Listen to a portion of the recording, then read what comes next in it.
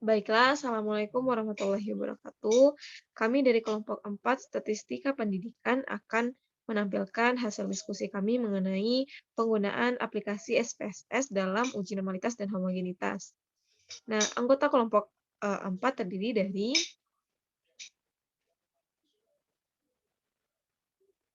next Mut. Pertama, Dila Afrianti, yang kedua Mutia Prabandani, yang ketiga Rena Arfifa Sabrina, yang keempat Sarah Melinda, yang kelima Wilza Febriani, dan yang keenam Zafira.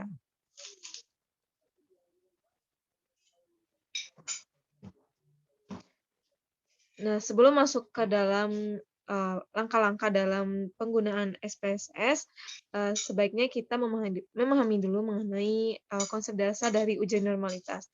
Nah, konsep dasar dari uji normalitas akan disampaikan oleh rekan saya, yaitu Dila Afrianti. Kepada Dila, dipersilahkan.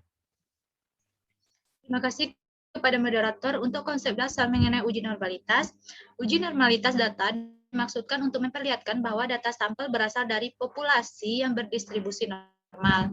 Ada beberapa teknik yang dapat digunakan, yaitu yang pertama ada uji kuadrat, ada uji Chi kuadrat, yang kedua ada uji Lilliefors, dan yang ketiga ada uji Kolmogorov-Smirnov. Lalu, uji normalitas ini akan menghasilkan 3 jenis keluaran. Yang pertama ada processing summary, yang kedua ada deskriptif, yang ketiga ada test of normality, dan Kiki plot. Untuk keperluan penelitian, umumnya diperlukan keluaran berupa test of normality seperti di bawah ini. Untuk menguji normalitas data dengan SPSS, lakukan langkah-langkah sebagai berikut yang akan diperagakan oleh rekan saya. Kepada Mutia, dipersilakan.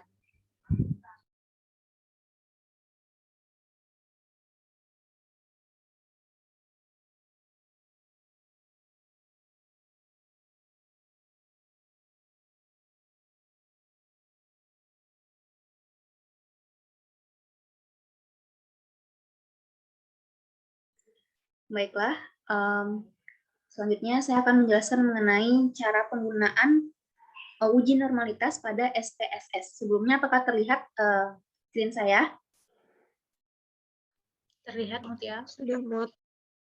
Baiklah, untuk sebelum menguji normalitas, tentunya harus ada data terlebih dahulu, di mana data ini sebelumnya kita harus membuatnya pada Excel, agar nanti mudah dikopikan langsung pada SPSS-nya dan tidak membutuhkan waktu yang lama. Jadi di sini saya sudah menyediakan datanya, dan saya langsung untuk menguji keempat data, diantaranya ada 2 dari data nilai pretest dan 2 dari data nilai post-test. Caranya di-copy pastekan saja langsung pada SPSS ini di bagian data view. Kemudian akan tertera data seperti ini, lalu kita kembali pada variable view. Nah, di sini ubah dulu desimalnya menjadi 0 karena data yang ada itu tidak berbilangan desimal. Dan ubah name-nya, itu untuk kelompok pretest ada eksperimen dan kontrol. Sedangkan untuk yang post-testnya itu ada yang TS dan demonstrasi. Nah, berhubung bagian name ini tidak bisa untuk 2 kata atau lebih, jadi hanya bisa untuk 1 kata saja, tapi di label itu bisa 2 kata atau lebih.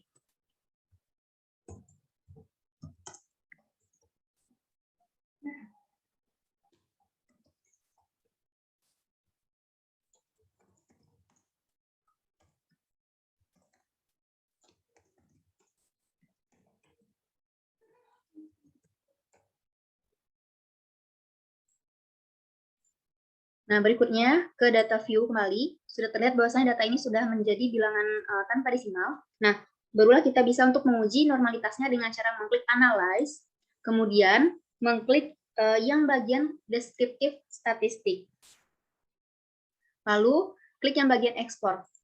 Nah, untuk uji normalitas ini ada beberapa uji tadi sudah disebutkan oleh materi, diantaranya ada Chi-square, Lilliefors, ada yang Kolmogorov-Smirnov, dan Shapiro-Wilk. Nah, yang untuk saya cobakan ini adalah Kolmogorov-Smirnov dan Shapiro-Wilk. Nah, di sini tertera menu seperti ini, kemudian kita pindahkan semuanya pada dependent list. Kenapa tidak ke factor list? Karena tidak ada yang berupa faktor di sini. Jadi kita pindahkan semuanya pada dependent list. Setelah itu, klik bagian plot. Nah, karena kita akan menguji normalitas, jadi yang di checklist adalah normality plot with test. Kemudian continue, dan oke. Maka akan keluar output seperti ini untuk uji normalitas. Apakah terlihat hasil outputnya?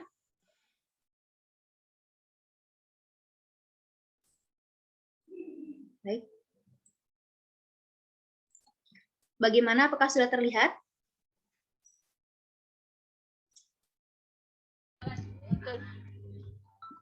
Sudah, Nur. Baiklah.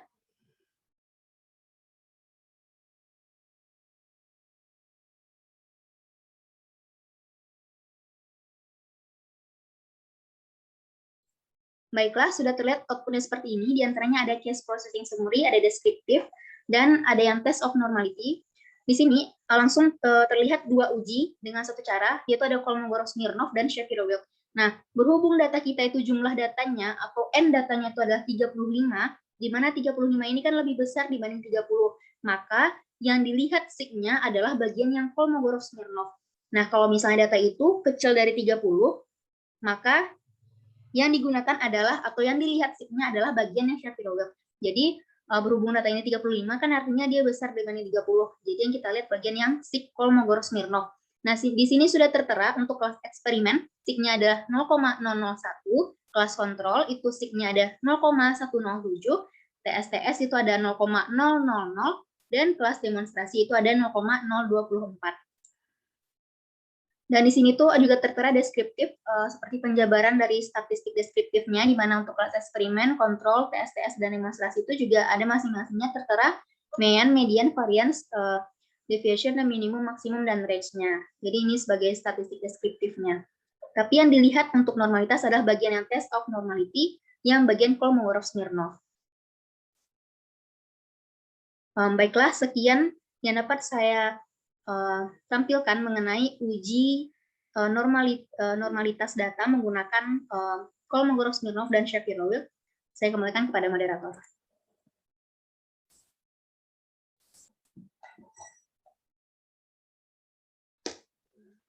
Baiklah, terima kasih kepada Mutia atas penjelasannya. Nah, selanjutnya penjelasan mengenai kesimpulan dari penggunaan aplikasi SPSS dalam uji normalitas akan disampaikan oleh Rena. Kepada Rena dipersilahkan.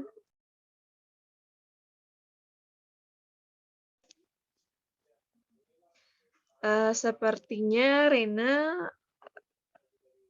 tidak ada jaringan atau susah sinyal. Nah, materi mengenai kesimpulan uji normalitas ini akan dialihkan kepada Mutia. Kepada Mutia dipersilahkan. Baiklah, terima kasih kepada moderator. Berhubung Rena jaringannya tidak stabil, jadi saya akan menjelaskan mengenai untuk cara mengetahui apakah signifikan data tersebut atau tidak dari hasil uji normalitas tersebut. Nah, cara mengetahui signifikan atau tidaknya hasil uji normalitas ini adalah dengan memperhatikan bilangan pada kolom signifikansi atau disingkat dengan SIX pada kolom di uji normalitas tersebut. Nah, kriteria yang berlaku dalam uji normalitas, yang pertama, tetapkan taraf signifikansi yaitu misalnya 0,05 dan bandingkan dengan taraf signifikansi atau SIG yang diperoleh. Kalau misalnya SIG yang kita dapat itu adalah besar dibanding dengan 0,05, maka sampel itu berasal dari populasi yang berdistribusi normal atau data tersebut berdistribusi dengan normal. Nah, kebalikannya, kalau SIG-nya itu kecil dari 0,05, maka sampelnya tidak berasal dari populasi yang berdistribusi normal atau disebut juga dengan sampel berdistribusi tidak normal, seperti itu. Nah, tadi kan ada langsung 4 data, di mana 2 diantaranya yang pre-test dan 2 lagi yang post-test. Mendapatkan hasil yang berbeda di antara kedua data tersebut. Nah, jadi yang kita lihat kan bagian Kolmogorov-Smirnov karena data ini 35 atau besar dibanding 30. Berdasarkan data di atas, di bagian test of normality akan tertera 2 jenis uji secara langsung, di antaranya ada Kolmogorov-Smirnov dan Shapiro-Wilk. SIG yang didapat pada Kolmogorov-Smirnov di antaranya tadi ada 0,01 untuk kelas eksperimen, dan kelas kontrolnya ada 0,107. Nah, angka 0,01 ini kan kecil dibanding dengan 0,05. maka data berdistribusi tidak normal. Nah, sedangkan untuk kelas kontrol, yaitu 0,107, ini kan besar dibanding dengan 0,05. Artinya data berdistribusi normal. Nah, jika seperti ini, di dalam satu data terdapat dua jenis dia, ada yang pertama berdistribusi tidak normal, dan satu lagi berdistribusi normal. Nah, yang diambil menjadi kesimpulannya adalah tidak berdistribusi normal, karena salah satunya ada yang tidak berdistribusi normal. Nah, berikutnya untuk data post-test, di sini kita sama juga melihat bagian Kolmogorov-Smirnovnya juga, karena nilainya sama-sama 35 atau besar dibanding dengan 30. Nah, tertera di sini dua uji secara langsung, di mana untuk kelas TSTS pada kolom Kolmogorov-Smirnov ini ada 0,000, dan untuk demonstrasinya ada 0,024. Dan di mana kalau untuk TSTS kan 0,000, yang artinya dia kecil dibanding dengan 0,05. Dan data juga berdistribusi tidak normal. Kalau yang kelas demonstrasi, itu dia 0,024. Juga kecil dari 0,05. Dan data juga berdistribusi tidak normal. Nah, jika hanya satu data saja yang tidak berdistribusi normal, dan satu lagi datanya normal, itu sudah dianggap sebagai kesimpulannya dia sudah tidak normal. Apalagi ini kedua-dua datanya tidak berdistribusi normal. Maka dapat disimpulkan bahwasanya data ini berdistribusi tidak normal. Dan jika data tersebut dia berdistribusi tidak normal, maka bisa digunakan untuk statistik yang non-parametrik. Baiklah, sekian penjelasan dari saya mengenai kesimpulan pada nilai pretest dan post-test mengenai uji normalitas. Saya kembalikan kepada moderator. Baiklah, terima kasih kepada Mutia Pramadani atas penjelasannya mengenai kesimpulan dari penggunaan SPSS dalam uji normalitas. Nah, yang kedua itu penjelasan mengenai konsep dasar mengenai uji homogenitas serta langkah-langkah dalam penggunaan menggunakan SPSS dalam uji homogenitas. Pertama, untuk konsep dasar dari uji homogenitas menggunakan SPSS akan dijelaskan oleh rekan saya, yaitu Wilza. Kepada Wilza, dipersilahkan. Baik, terima kasih moderator. Saya akan menjelaskan materi mengenai uji homogenitas. Uji homogenitas dimaksudkan untuk memperlihatkan bahwa dua atau lebih kelompok data sampel berasal dari populasi yang memiliki variansi yang sama. Hipotesis yang diuji dalam uji homogenitas adalah H0 atau variansi pada tiap kelompok sama atau homogen. Yang kedua HI, variansi pada tiap kelompok tidak sama atau tidak homogen. Next, untuk keperluan penelitian umumnya, hanya perlu keluaran test of homogeneity of variance saja, yaitu keluaran yang berbentuk seperti pada gambar di samping. Keluaran inilah yang akan kita munculkan dalam lampiran laporan penelitian. Untuk langkah-langkah pengambilan dari uji homogenitas akan dijelaskan oleh Zafira. Kepada Zafira dipersilakan.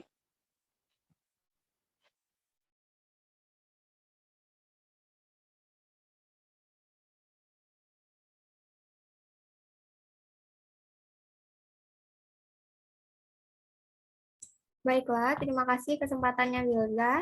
Selanjutnya saya akan melanjutkan mengenai langkah-langkah uji homogenitas dengan SPSS.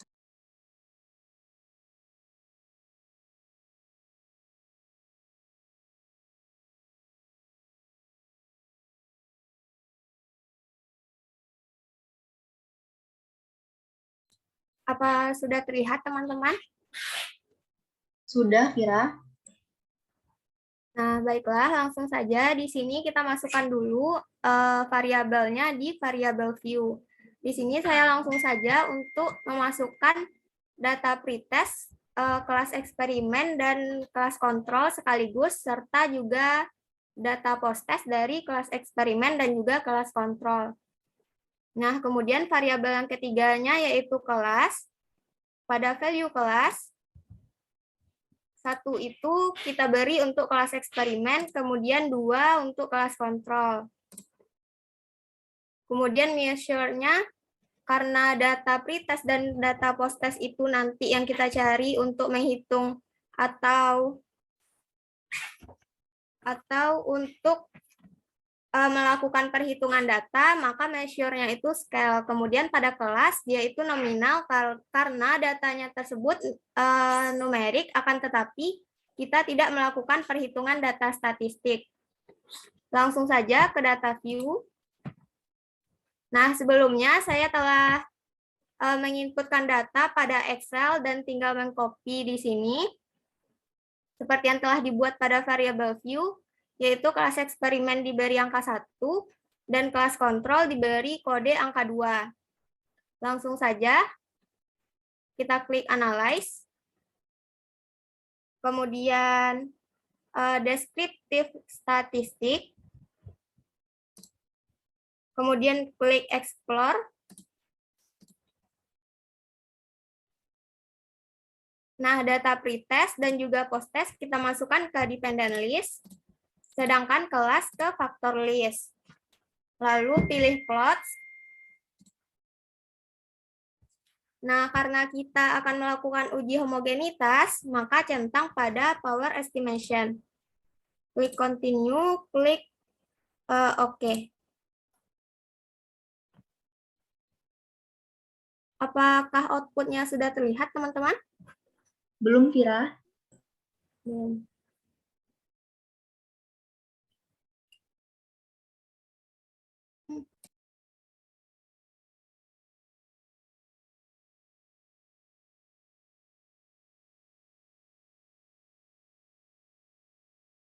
Kalau ini? Sudah terlihat.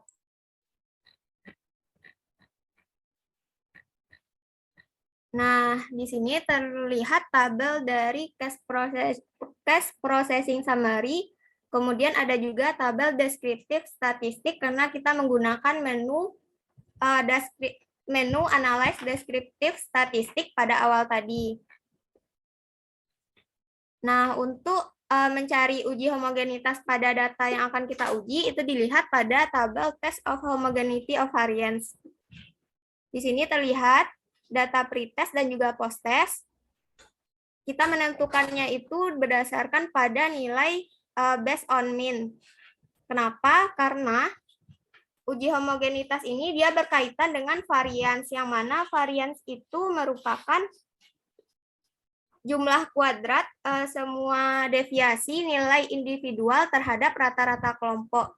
Maka dari itulah kita menggunakan atau mematokkannya itu berdasarkan nilai pada based on mean. Di sini based on mean dari nilai pretest, kelas kontrol, dan kelas eksperimen itu signifikansinya 0,937, sedangkan kelas posttest signifikansi based on mean-nya itu 0,229. Seperti yang telah dijelaskan tadi, bahwa jika nilai signifikansi based on mean-nya itu besar dari 0,05, maka dapat disimpulkan bahwa variance data dari kelas posttest dan juga pretest kelas eksperimen kontrol itu variance-nya sama atau homogen. Sekian yang dapat saya sampaikan, saya kembalikan kepada moderator. Baiklah, terima kasih kepada Zafira dan Wilza atas penyampaian materi dan penampilan dari langkah-langkah penggunaan SPSS. Selanjutnya itu mengenai kesimpulan dari pengambilan hipotesis dari penggunaan SPSS mengenai uji homogenitas ini. Kepada Rena, dipersilahkan. Apakah Rena masih di Zoom?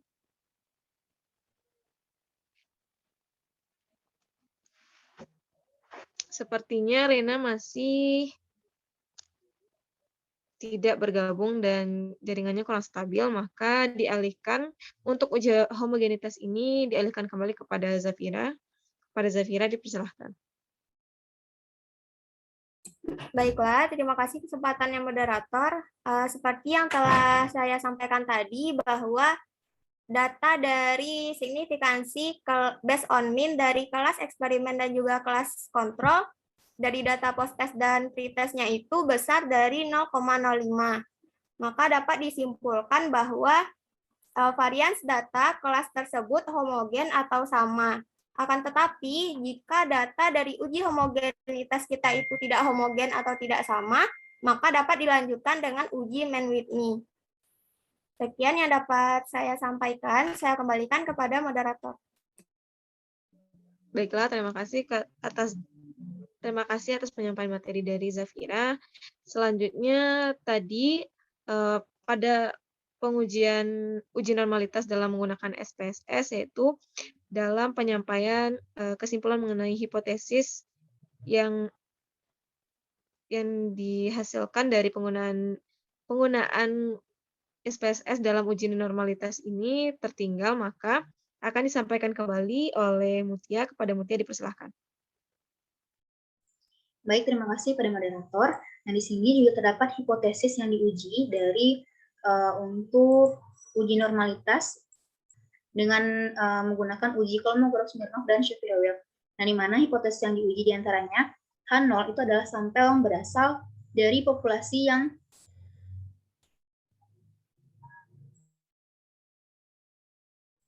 sampel H0 itu adalah sampel berasal dari populasi yang berdistribusi normal. Nah, sedangkan kalau HI atau H1 itu artinya sampel tidak berasal dari populasi yang berdistribusi normal. Dengan demikian, normalitas itu dipenuhi jika hasil uji tidak signifikan untuk suatu taraf signifikansi tertentu, biasanya 0,05. Sebaliknya, jika hasil uji signifikansi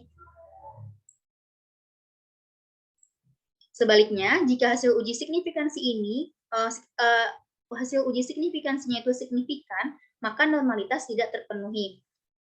Nah, berdasarkan data tadi, jadi intinya signifikansi terpenuhi karena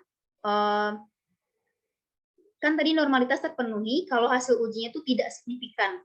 Nah, jadi signifikansi terpenuhi karena hasilnya itu tidak signifikan, seperti itu. Dari data yang diuji mengenai data proses dan pretest tadi. Sekian dapat saya sampaikan, saya kembalikan kepada moderator. Baiklah, terima kasih kepada Mutia. Dengan penyampaian dari hipotesis dari uji normalitas tadi, maka berakhirlah dari penyampaian materi dari kelompok kami, yaitu kelompok 4. Demikianlah hasil diskusi kami pada hari ini. Apabila ada kesalahan, mohon maaf. Assalamualaikum warahmatullahi wabarakatuh. Waalaikumsalam warahmatullahi wabarakatuh.